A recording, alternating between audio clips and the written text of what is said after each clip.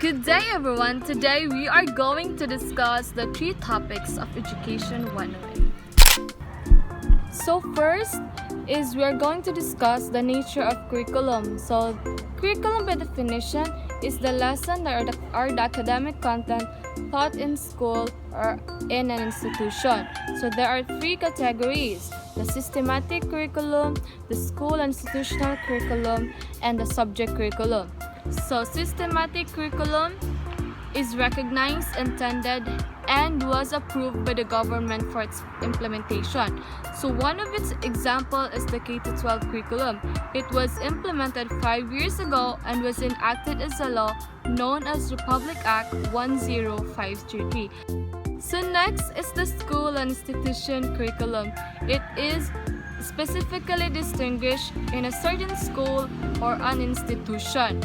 For example of this is the Maria Montessori School of Curriculum, for they teaches the students to be practical in life, to be mathematicians, to teach their language and their culture. So the next one is the subject curriculum. It is specifically designed for a certain study of courses. One of these examples is the mother tongue. It was implemented to the elementary.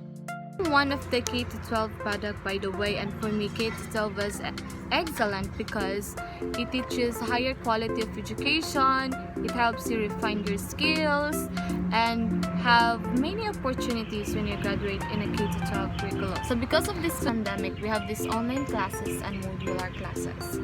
And I have a brother in 3rd grade and I am the one who is teaching him on his printed modules, and we have this mother tongue language. I was kind of surprised that I didn't know this word. Like, I'm a Bisaya, my mother tongue is Bisayan. I don't know this word, by the way. And I'm kind of feel attacked because I was ignorant in my own language. Like, I came from this language. I was originated from this nation and I didn't know this. Like, OMG. So, I was like, the school is excellent in implementing this mother tongue language. Like, the institution that implemented this is very excellent in knowing this because they give the students a sense of patriotism and cure their ignorance in their own language and their own nation, in their own culture. So the next one is the institutional curriculum. This curriculum is implemented, I think, in college because we have this specific mission and vision. And the university where I was enrolled, the mission and vision of this is the science and mathematics were more focused on that aspect. So I think that is where the institutional curriculum belongs. So that is all curriculum. Now let's move on to our next topic. So the next topic is the curriculum design and the dimensions of curriculum. When we are planning or designing a curriculum, whether for a whole program or for a certain topic, we are planning for the intellectual journey of our students with a series of experiences that will result in learning and what we intend them to learn. So we are concerning people, how and what they should learn, and how can they apply their acquired knowledge and the whole process. So there are 2 categories in designing a curriculum. First is the horizontal curriculum. Horizontal curriculum is the study of these specific courses in an institution that is similar to these other courses, and both in terms of course content and evaluation. So for example of this is, I have a physics major and the teacher will teach us this general formula, but in the problem solving, sometimes the problem solving asks for the temperature only, and you cannot see a specific formula for temperature but only for the general equation where all the content, the temperature, the masses, the densities, and the velocities is in there. We just need to derive it. And how to derive it? You need first to know what is derivation and how does it works. And this derivation was discussed in the mathematics. So we need to review or recall about the derivation in mathematics.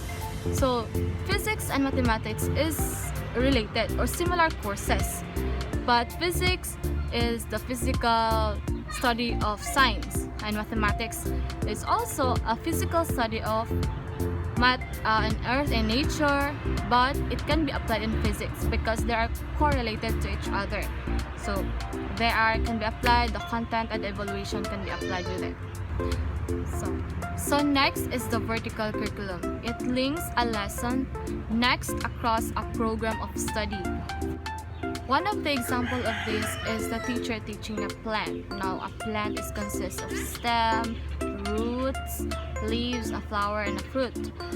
So now they go deeper in it. So what is the leaves made of? So it has chlorophyll. What it contains in these leaves. So that is how vertical curriculum works. And a thought. So next is the dimension of curriculum. First is the scope.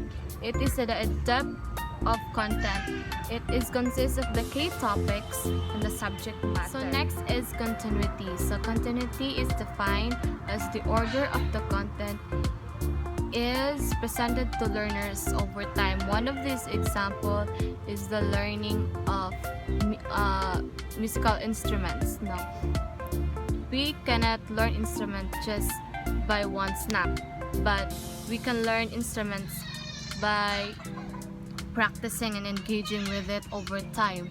So we need to learn it in a long span of time, and the topics that we need to learn in order to play.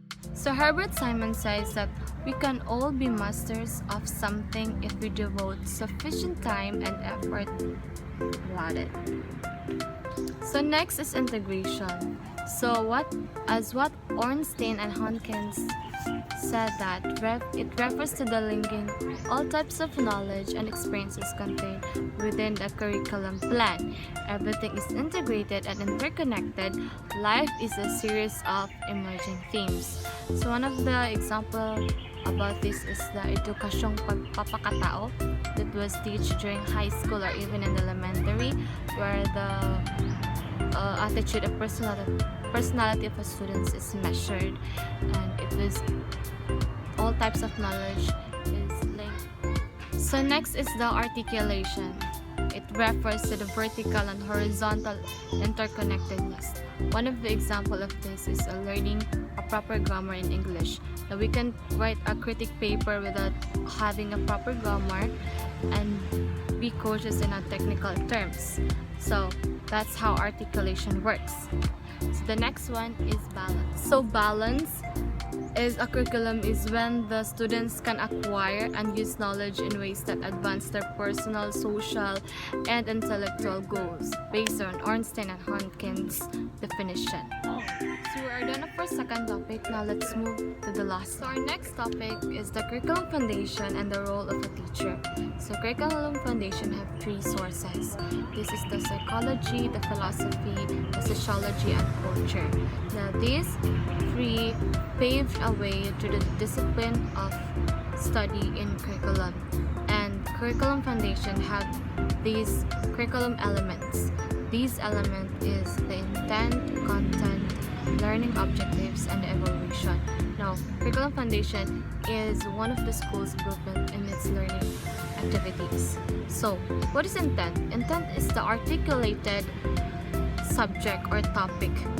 When the content is the lesson proper, and the learning objectives is the teacher's method to identify how they are going to deliver the lesson proper to their students, and if the student is able to contain or absorb all the topic, they can find it out in evaluation. So evaluation helps the teacher to determine if the learning objective is reached or aimed at the end of the lesson. So that is what curriculum foundation is all about. It is a key alignment in everything that happens in a class or in So what is the role of the teacher? The role of the teacher is to decide the learning that is best for their students. So the learners out there, don't hate your teachers, because salute to all teachers who have passion towards teaching and have patience in engaging to their learners. So teachers are not just the mere end user of a curriculum, but as a developer one. So that is all for today. I hope that you understand and learn something about this video. So have a good day. Bye.